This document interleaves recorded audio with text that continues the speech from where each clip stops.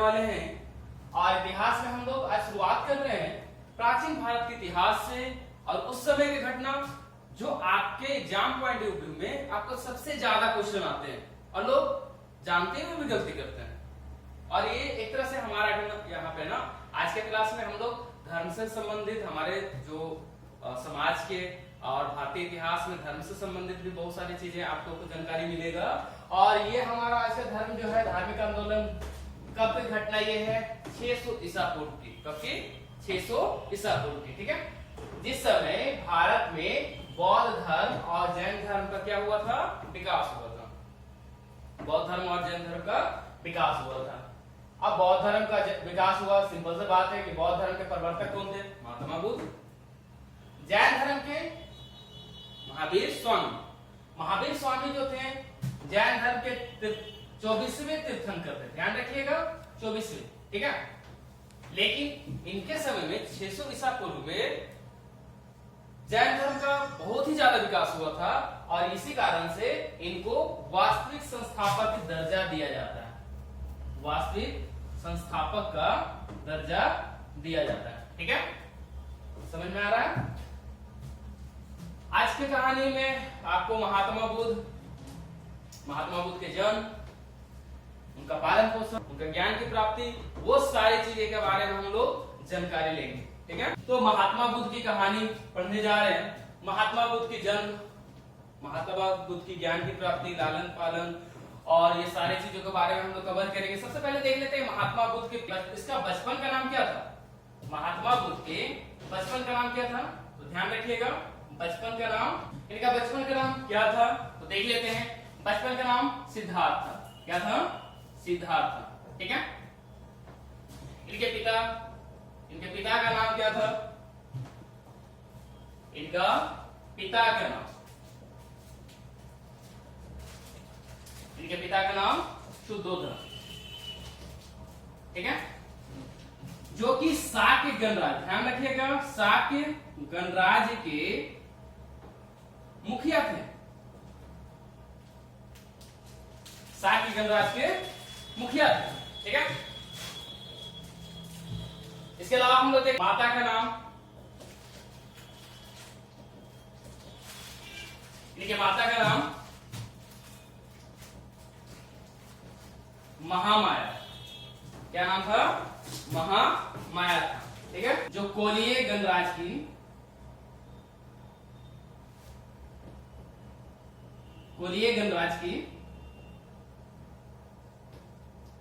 राजकुमारी।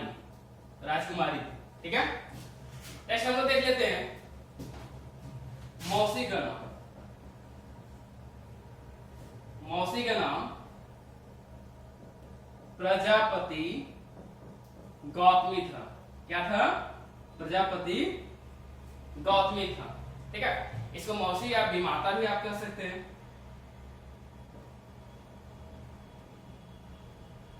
मतलब सौतेली मां।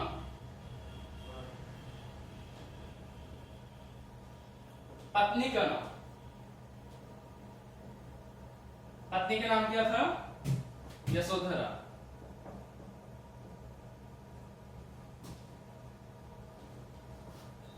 जो शाक्य गणराज्य से की ही कन्या थी।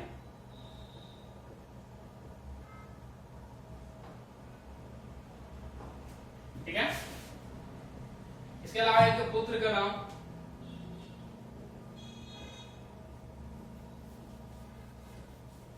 क्या था? राहुल था। इनका जन्म, ध्यान रखिएगा, इनका जो जन्म हुआ था, महात्मा बुद्ध का जन्म कहां हुआ था?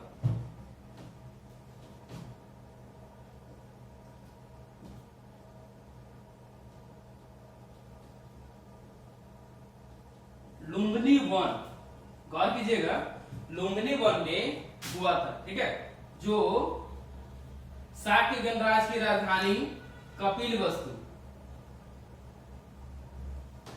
कपिलवस्तु में स्थित है। जन्म समय 563 ईसा पूर्व। ठीक है, इनका जन्म कब हुआ था? 563 ईसा पूर्व में हुआ। ठीक है, तो ये छोटा सा पॉइंट ऑफ व्यू है जो हम लोग देख लेते हैं, उसके बाद आगे की कहानी की ओर चलते हैं। ये सब पहले आप नोट डाउन कर लो, उसके बाद हम लोग कहानी के ऊपर चलते हैं कि किस तरह से आगे का कहानी हुआ था, कैसे कैसे इसकी घटनाएं इनकी जारी रहे, है ना। चलिए देख लेते हैं। कहा जाता है कि इनका जन्म से संबंधित भी एक घटना है। इनकी माता जो कि महामाया जब लुम्बिनी वन टहलने जाती है उसी समय इनका जन्म होता है और जन्म के साथ साथ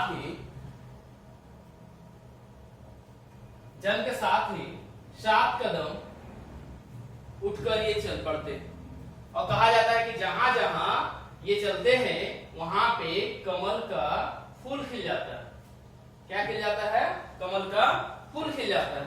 और यही सारी घटनाओं को देखते हुए वहां के जो ब्राह्मण होते हैं, ब्राह्मण कौंडिन्य, ध्यान रखिएगा, ब्राह्मण कौंडिन्य,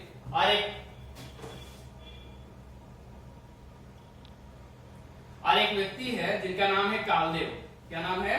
कालदेव। तो ब्राह्मण कौंडिन्य और कालदेव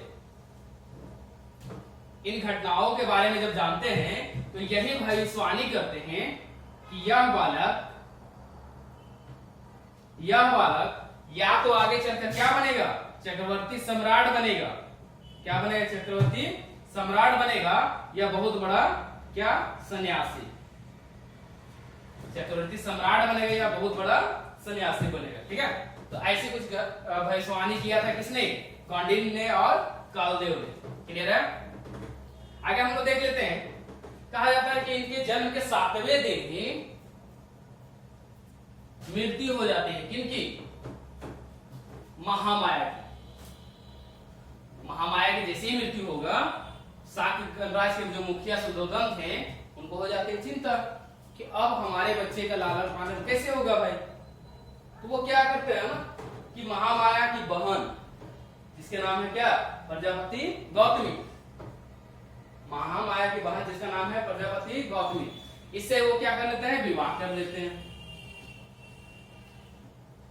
और यही आगे चलकर इनका लालन पालन करते हैं। तो ध्यान रखिएगा, आपके क्वेश्चन में बनते हैं कि महात्मा बुद्ध की माता का नाम क्या था? माता का नाम था महामाया।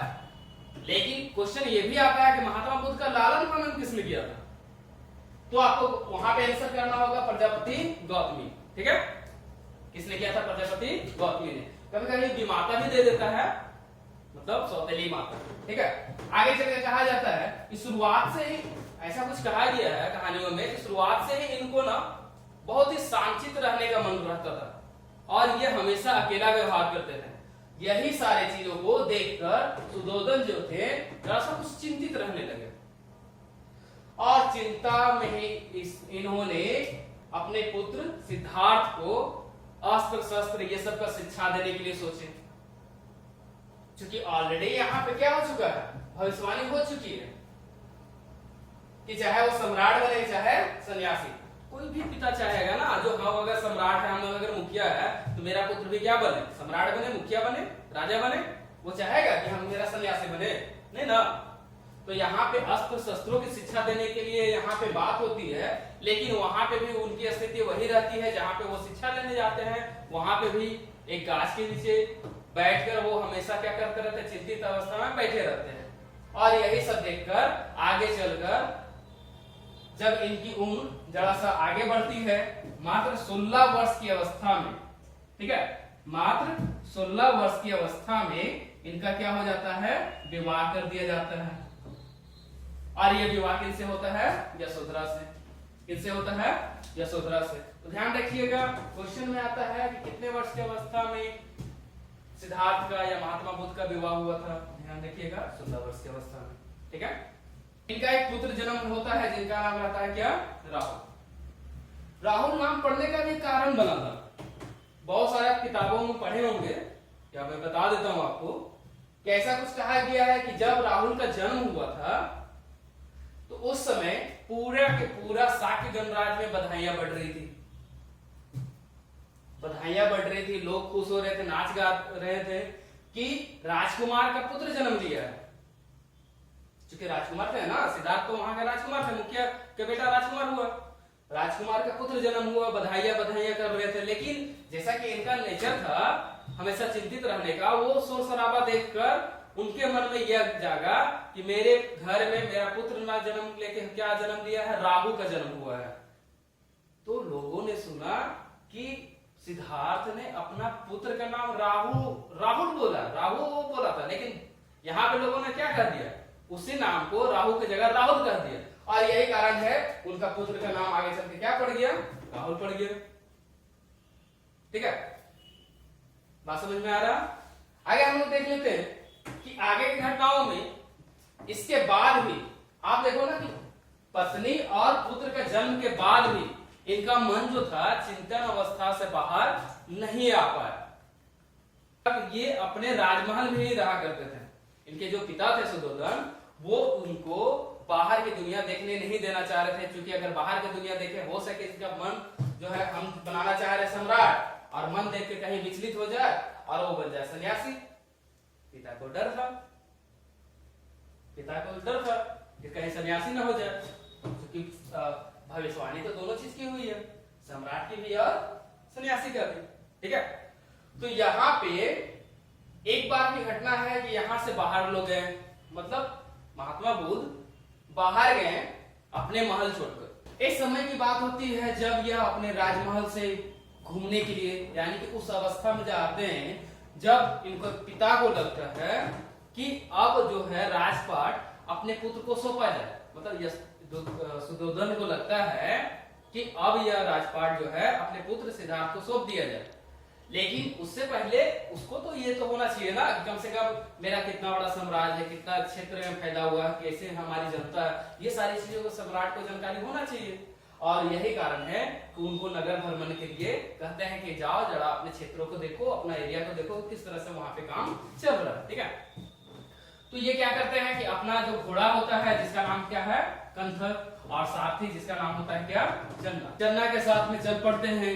और कहा जाता है कि नगर भ्रमण के समय ही इनको 4 अलग अलग क्या दिखाई पड़ते हैं, दृश्य दिखाई पड़ते हैं, और यही दृश्य इनके जीवन में प्रभाव डालते हैं। ठीक है, इनके जीवन में प्रभाव डालते हैं। सबसे जो पहला दृश्य भी इनको दिखाई पड़ता है, सबसे पहला जो दृश्य दिखाई पड़ता है वो जर्जर शरीर का एक वृद्ध व्यक्ति दिखाई पड़ता है। जर्जर शरीर का एक वृद्ध व्यक्ति दिखाई पड़ता है। ठीक है, तो यहाँ पे जर्जर शरीर का वृद्ध व्यक्ति को जब ये देखते हैं, क्योंकि इन्होंने इससे पहले ऐसा वृद्ध व्यक्ति को देखा नहीं था, उनका लालन पालन चूंकि कहाँ हुआ था, महल में, और महल में हमेशा वहां पे सुंदर सुंदर युवक और युवतियों को वो हमेशा देखे हैं। और इस तरह से जर्जर शरीर वाला वृद्ध को जैसे ही उनको देखने को समझ में आता है, वो तुरंत अपने साथी जिसका नाम क्या रहता है, चन्ना, इससे पूछते कि आखिरकार ये कौन है, क्या है, क्योंकि इनको तो पता नहीं होता है ना, पूछते हैं कि कौन है और क्या है।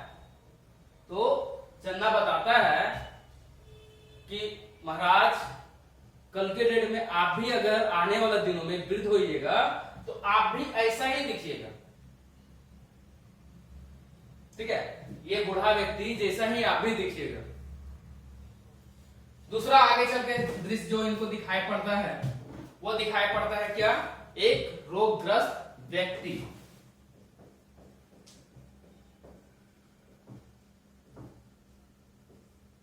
ठीक है, जब रोगग्रस्त व्यक्ति दिखाई पड़ता है जो कराह रहा होता है, उसी वक्त वो फिर से चन्ना से पूछते हैं कि आखिरकार यह व्यक्ति कराह क्यों रहा है। तो उसको लगता है, वो बताते हैं कि भाई आप भी अगर किसी तरह का तकलीफ में बीमार पड़ जाइएगा तो आपको भी इस तरह से कराना पड़ेगा, यानी कि आपको भी कल के डेट में रोग वगैरह हो सकता है। इससे उनका मन जरा सा और विचलित होता है। तीसरा जो उनको दृश्य दिखाई पड़ता है वो दिखाई पड़ता है शव ले जाते हुए। ठीक है, मतलब एक 100 को 4 व्यक्ति ले जा रहे हैं। जब यह दृश्य दिखाई पड़ता है तो ये फिर से पूछते हैं इससे चलना से कि ये क्या है। 100 ले जाते हुए दिखाई पड़ता है तो चलना से पूछते हैं कि आखिरकार ये क्या है। तो ये बताते हैं कि कल के डेट में आपको मतलब चन्ना बताता है कि अगर आपको मृत्यु कल के डेट में हो जाती है तो आपको भी इसी तरह से ले जाया जाएगा और आपको दफनाया जाएगा चाहे जलाया जाएगा। ठीक है, तो ऐसा जब सुनते हैं तो इनका मन बहुत ही ज्यादा विचलित हो जाता है और ये सारी घटनाएं ना इनको जरा सा अपने आप को जो माहौल होता है अंदर की भावना वो जरा सा इनको विचलित करती है। इनको लगता है कि क्या जीवन है, ऐसा भी जीवन होता है क्या। लेकिन जैसे ही चौथा दृश्य इनको दिखाई पड़ता है ना, एक नाचते गाते सन्यासी का। इस सन्यासी को जैसे ही वो देखते हैं, एक सन्यासी नाच गा रहा है, मांग रहा है, खा पी रहा है, ये देखते हैं ना तो इनकी अंदर की जो भावना थी वो जरा सा खुश हुआ क्या मतलब कि इनको लगा कि ये सारी चीजों से जो हम लोग मोह माया का जीवन जी रहे हैं उससे अच्छा कौन है, सन्यासी, जिसको ना खोने का कुछ डर है ना पाने का कुछ शौक। तो ये सारी घटनाओं को देखकर इनके मन में ये जागृत भावना उभर जाती है, किस चीज का, सन्यासी होने का। कि सन्यासी को जब ये देखकर इनके मन में भावना जागृत होती है तो आगे चलकर कहा जाता है कि मात्र 29 वर्ष की अवस्था में ही इनके साथ एक घटना होता है कि जब सभी लोग राज दरबार के सभी लोग सोए हुए थे घरों में, कमरों में, यह चुपचाप क्या करते हैं, अपना कमरा छोड़ निकल जाते हैं। एक्चुअली में इसके पीछे भी एक कहानी है। कहानी यह होता है कि उस समय वहां पे रासलीला चलते रहती है भाई, मतलब माहौल जरा महोत्सव का रहता है, रासलीला चलती है और वहां पे कहा जाता है कि जब वो मदिरा वगैरह पिए हुए महिलाओं को देखते हैं, नाचते हुए देखते हैं, उस समय इनको तो अच्छा नहीं लगता है और ये क्या कर जाते हैं, सो जाते हैं। जब वो महिलाएं जो नर्तकी वगैरह रहती हैं देखती है कि भाई या राजकुमार ही जब सो गया तो हम लोग आखिरकार क्यों अपना पैर थका, तो वो भी क्या करती है, जैसे तैसे कपड़ों में सो जाती है। करीब में आधी रात बाद जब सिद्धार्थ उठते हैं तो उनके साथ ऐसा कुछ दिखाई पड़ता है कि जो नर्तकियां नाच गा रही थी, सुंदर लग रही थी, अब खुले बालों में वो चुड़ैल दिख रही है, चुड़ैल दिख रही है और उनको ऐसा कुछ लगा कि इन चुड़ैलों के बीच में हम फंसे हुए। वो एकदम घबरा जाते हैं और घबराते हुए भागे भागे जाते हैं, कहां पे, अपने माता पिता के पास। और माता पिता के पास जाते हैं तो देखते हैं कि माता पिता उन बदहवास, मतलब कि उनको कोई मतलब नहीं है अपने पुत्र से और सोए हुए हैं, वो सोए हुए हैं। ठीक है, ऐसा कुछ लगा किनके, मतलब सोए हुए हैं और माता पिता को हमसे कोई मतलब नहीं है। वो तुरंत जाते हैं कहां पे, अपने पत्नी के कमरे में जाते हैं, देखते हैं पत्नी भी क्या है, सोई हुई है अपने पुत्र के साथ। मतलब पति, आखिरकार यशोधरा तो उनकी पत्नी थी ना, यशोधरा को अपना पति मेरा कहां पे है, कम से कम इसका ख्याल तो होना चाहिए, लेकिन कोई मतलब नहीं है भाई। तो सिद्धार्थ के मन में यह भावना जागृत होता है कि जब हमारा माता पिता, हमारे पत्नी पुत्र को हमसे कोई मतलब नहीं है तो आखिरकार इस जो हम लोग मोह माया के जाल में रह रहे हैं इससे क्या प्रभाव पड़ता है, कुछ नहीं, कोई फर्क नहीं पड़ता है। और उसी रात वो निश्चय कर लेते हैं और अपने घोड़े कंथक के साथ में रात में ही निकल जाते हैं। निकलकर वह भ्रमण करने लगते हैं, मतलब यहां पे सत्य की खोज में कि आखिरकार हमारा साथी कौन है, ये माता पिता, पत्नी पुत्र या और कोई, और उस सत्य की खोज में लगभग कहा जाता है कि वह 7 वर्ष तक भटके। ध्यान रखिएगा,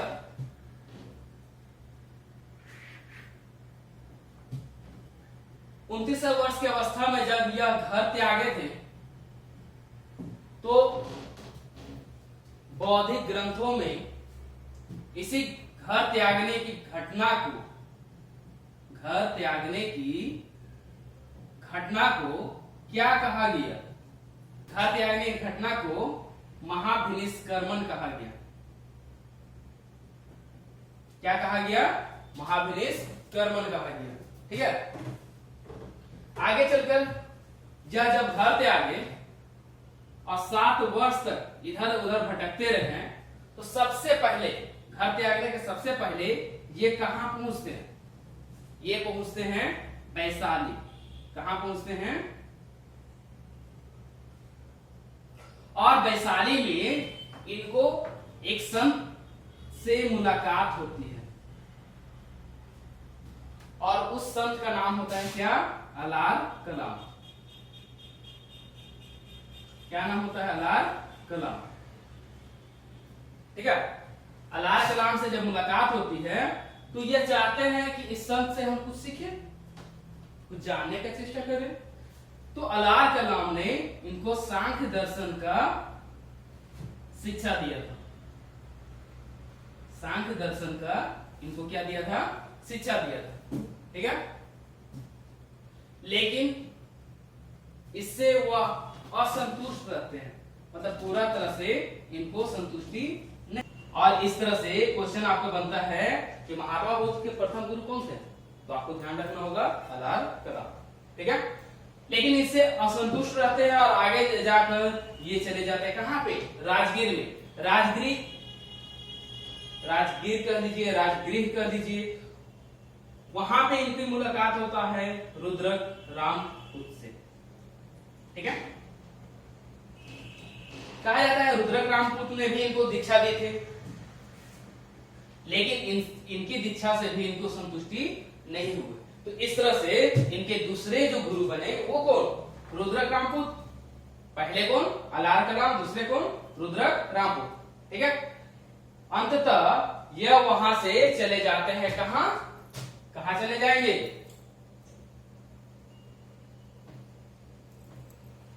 कहां चले जाएंगे? उर्वेला, जिसको आज के डेट में हम लोग किस नाम से जानते हैं? बोध गया के नाम से। ठीक है, उर्विला में ये जाते हैं निरंजना नदी,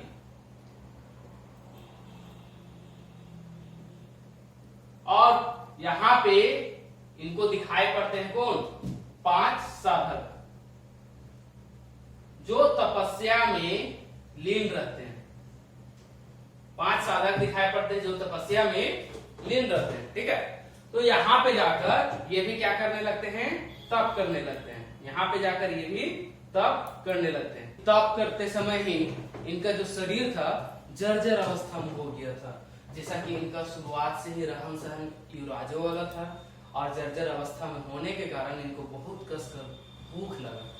तो पास से गुजर रही होती है एक नर्तकी, जिससे मानकर क्या कर लेते हैं? खीर खा लेते हैं। क्या खा लेते हैं? खीर खा लेते हैं। और यही खीर खाने के बाद जब पता चलता है इन 5 साधकों को कि हमारे साथ जो बैठता है सिद्धार्थ वो नर्तकी के हाथों से खीर खाया है, इनको लग जाता है खराब। क्यों? कि भाई हम साधु है, साधक हैं, हमको राजा महाराजा बुलाकर निमंत्रण देकर अपने घर में भोजन कराते हैं, अच्छे अच्छे पकवान खिलाते हैं और इज्जत सम्मान करते हैं, और तुमने एक नर्तकी के हाथों से खीर खाया। ठीक है, तुमने एक नर्तकी के हाथों से खीर खाया, तो ऐसा कुछ इनको लग जाता है खराब, इनको साधकों को। और ये चले जाते हैं कहां पे?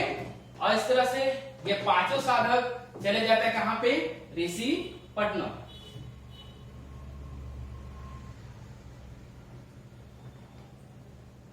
कहां चले जाते हैं? ऋषि पटना, जिसको हम लोग वर्तमान में किस नाम से जानते हैं? सारनाथ। ठीक है, सारनाथ चले जाते हैं। कुछ दिनों बाद अब तो सिद्धार्थ यहाँ पे क्या हो गए? अकेले, यहाँ पे तो अकेला पड़ गया ना, ठीक है। तो इनको भी अब कहीं जाने का मन नहीं करता है और अंततः निरंजना नदी के तट पर ही एक पीपल के वृक्ष के नीचे यह बैठ जाते हैं और यहाँ पे तपस्या करने लगते हैं। और इसी तपस्या में आगे चलकर बैसाख पूर्णिमा के दिन में इनको ज्ञान की प्राप्ति होती है। बैसाख पूर्णिमा के समय में इनको क्या होता है, ज्ञान की प्राप्ति होती है। और यही बैसाख पूर्णिमा हम लोग बुद्ध पूर्णिमा के नाम से भी जानते हैं, ठीक है। आप गौर कीजिएगा, आगे चलकर कहानी में ये भी पता आपको चलेगा कि महात्मा बुद्ध का जन्म भी बैसाख पूर्णिमा के दिन ही हुआ है, ज्ञान की प्राप्ति भी बैसाख पूर्णिमा के दिन ही हुआ है, मृत्यु भी बैसाख पूर्णिमा के ही दिन ही हुआ है। तो यही कारण है कि बौद्धिक ग्रंथों में और हमारे भारतीय इतिहास में बैसाख पूर्णिमा का बहुत बड़ा महत्व है, ठीक है। नेक्स्ट हम लोग देख लेते हैं कि अब क्या होता है जब इनको ज्ञान की प्राप्ति हो जाती है। तो यह ज्ञान की प्राप्ति हो जाने के तत्पश्चात अपने ज्ञान के बारे में लोगों को बताने के लिए सोचते हैं और ये ज्ञान की बातें ये जाकर इनकी मुलाकात फिर कहाँ होगी, इन्हीं 5 साधकों से। सर्वप्रथम इनकी मुलाकात वही 5 साधकों से होती है, कहाँ पे, ऋषिपट्टनम में, ठीक है। ऋषिपट्टनम में इनके 5 साधकों से मुलाकात हुई। इन्होंने अपना जो ज्ञान प्राप्त किया था इसके बारे में बताया किनको, इन्हीं 5 साधकों को, कि हमें तो ज्ञान की प्राप्ति मिल गई, मतलब क्या, तृष्णा से मुक्ति मिल गई। और जब इस बारे में बताएं तो साधकों को भी अच्छा लगा। सिंपल सा बात है, अच्छा लगेगा तो ये कहेंगे कि हमको भी अपने साथ रख लीजिए, अपने साथ रखें। और अंततः यही 5 साधक आगे चलकर इनके प्रथम शिष्य के रूप में उभरे। ध्यान रखिएगा, जब इनको शिक्षा दी जा रही थी तो यही शिक्षा देने का जो समय रहा है बौद्धिक ग्रंथों में धर्म चक्र प्रवर्तन के नाम से जाना जाता है। अब यहाँ पे बात करते हैं एक चीज और भी, यह किस भाषा में दिए थे, उस समय के जो सर्व जन का भाषा था, कौन सा भाषा था, पाली। कौन सा भाषा था, पाली था, ठीक है। ध्यान रखिएगा, आगे चलकर कहा जाता है प्रथम, यहाँ पे इन्होंने दिया जरूर था, मतलब प्रथम उपदेश सारनाथ में दिया था, ऋषिपट्टनम में, लेकिन सर्वप्रथम अगर आप क्वेश्चन में आते हैं सबसे ज्यादा अगर इन्होंने अपना ज्ञान की बातें कही है, मतलब सर्वाधिक अगर देखा जाए इन्होंने सर्वाधिक उपदेश कहाँ दिए हैं, तो ये ध्यान रखिएगा, कौशल गणराज की राजधानी, ठीक है। उस समय कौशल गणराज था, महाजनपद था, जिसकी राजधानी थी कहाँ पे, श्रावस्ती। कहाँ था, श्रावस्ती। तो ये उन्होंने दिया है कहाँ पे, श्रावस्ती में, ठीक है। ज्ञान प्राप्ति के 8वें वर्ष इनको निमंत्रण मिला, कहाँ आने का, जिससे वैशाली, वैशाली के लोगों ने इनको निमंत्रण दिया, किनको, महात्मा बुद्ध को। देखो इस समय तक, अभी तक जब तक ज्ञान प्राप्त नहीं हुआ था तब तक वो क्या कहला, सिद्धार्थ, आगे चलकर तथागत कहला, और उसके बाद उनका नाम पड़ा महात्मा बुद्ध, ठीक है। तो गौर कीजिएगा कि 8वें वर्ष ये कहां पे आए, वैशाली। कहां पे आए, वैशाली। और वैशाली जो इनके साथ में थे, तो इनके प्रिय शिष्य जिनका नाम क्या था, आनंद, आनंद के साथ में आए। आनंद के साथ में ही इनका मुलाकात वैशाली में इनकी बीमाता, जिसका नाम क्या था, प्रजापति गौतमी। जब प्रजापति गौतमी देखती है कि मेरा पुत्र जिसका मैंने लालन पालन किया है जिसका मैंने लालन पालन किया है वह क्या है, एक सन्यासी के रूप में फटे कपड़े में घूम रहा। माता तो लगेगा, अब क्या उसको बहलाने फुसलाने का काम करेगी कि चलो चल के महल चलते हैं, तुम इस तरह से किस अवस्था में घूम रहे हो। तो भाई ये भी जो महात्मा बुद्ध है समझाने लगते हैं कि अब आप कौन है हमको नहीं पता है, हमको सच्चाई का ज्ञान प्राप्त हुआ है और उसके अनुसार से उन्होंने इसका उपदेश दिया। किसको? प्रजापति गौतमी को, मतलब तृष्णा से मुक्ति होने का। जैसे ही दिया प्रजापति गौतमी को भी लगा कि वास्तविकता तो सही है भाई, ये भी क्या करेगी, इच्छा जाहिर कर देगी। क्या करेगी? इच्छा जाहिर कर देगी कि हमको भी अपना शिष्य बनाओ, मतलब हम भी आपके साथ में रहना चाहेंगे और आपके साथ में ही कदम कदम पर साथ चलना चाहेंगे। उस समय तक कहा जाता है कि महिलाओं को क्या हुआ था, संघ में शामिल होने का अनुमति नहीं थी। अब क्या होता है, प्रजापति गौतमी को बहुत ही ज्यादा बोलने लगती है, तो आनंद से सलाह लेने के पश्चात ही प्रजापति गौतमी को ये क्या करते हैं, एक महिला संघ का गठन, और यहीं से महिला बौद्ध भिक्षुणियों का संघ में सम्मिलित होना शुरू हो गया। अब बात आई भाई, आपके पास क्वेश्चन आते हैं कि बौद्ध भिक्षुणी संघ की स्थापना किस स्थान पे हुई? ध्यान रखिएगा, वैशाली में, ठीक है। उनकी प्रथम शिष्या कौन थी? ये भी आपके पास क्वेश्चन बनेंगे। आपका आंसर क्या होना चाहिए? प्रजापति गौतमी, जो कि उनकी खुद की मौसी थी, ठीक है। देखते हैं आगे कहा जाता है कि ज्ञान प्राप्ति के 20वें वर्ष, ध्यान रखिएगा, ज्ञान प्राप्ति के 20वें वर्ष यह श्रावस्ती में एक व्यक्ति से मिलते हैं जिसका नाम है क्या, अंगुलीमाल डाकू। आपने अंगुलीमाल डाकू का कहानी सुना ही होगा। अंगुलीमाल डाकू जो अंगुली काटकर क्या करता था, माला पहन लेता था। तो इस तरह से अंगुलीमाल डाकू से मुलाकात होता है और इनको भी यह उपदेश देते हैं, और अंगुलीमाल डाकू इनका आगे चलकर क्या बन जाते हैं, शिष्य बन जाते हैं, ठीक है। और श्रावस्ती में ही रहने के तत्पश्चात यह अपना सबसे ज्यादा, जो कहा जाता है ना कि सर्वाधिक उपदेश कहाँ दिए थे, तो आपको ध्यान रखना होगा कि सर्वाधिक उपदेश इन्होंने दिया था कहाँ पे, कहाँ दिया था, श्रावस्ती में, ठीक है। तो इस तरह से हमने देखा, कहा जाता है कि अपने जीवन के 80वें वर्ष, अपने जीवन के 80वें वर्ष ये जाते हैं कहां पे, अपने जीवन के 80वें वर्ष यह जाते हैं मल महाजनपद, मल महाजनपद की राजधानी। ध्यान रखिए, मल महाजनपद की 2 राजधानियां थी, मल महाजनपद की 2 राजधानियां थी। एक था क्या, पावा, और दूसरा था क्या, कुशीनगर, ठीक है। अब यहां गौर कीजिएगा, सर्वप्रथम यह पहुंचते हैं कहां पे, पावा में, और इनका एक शिष्य होता है जिसका नाम होता है क्या, चुंद सुनार। क्या होता है, चुंद सुनार। सुनार कर लीजिए, बहुत जगह पे लोहार भी मिला है। तो यहीं पे इनको खाने का निमंत्रण होता है, और यह खाना खाने के लिए चुंद सुनार के यहाँ रुकते थे। तो कहा जाता है कि चुंद सुनार ने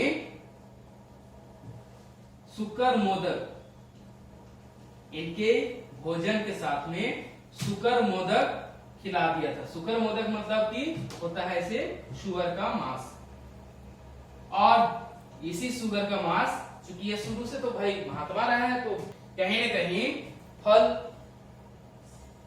खाकर रहे थे, और सुअर का मांस खाने के बाद इनको क्या हो जाएगा, बीमारी। और वो कौन सा बीमारी हुआ, अतिसार रोग।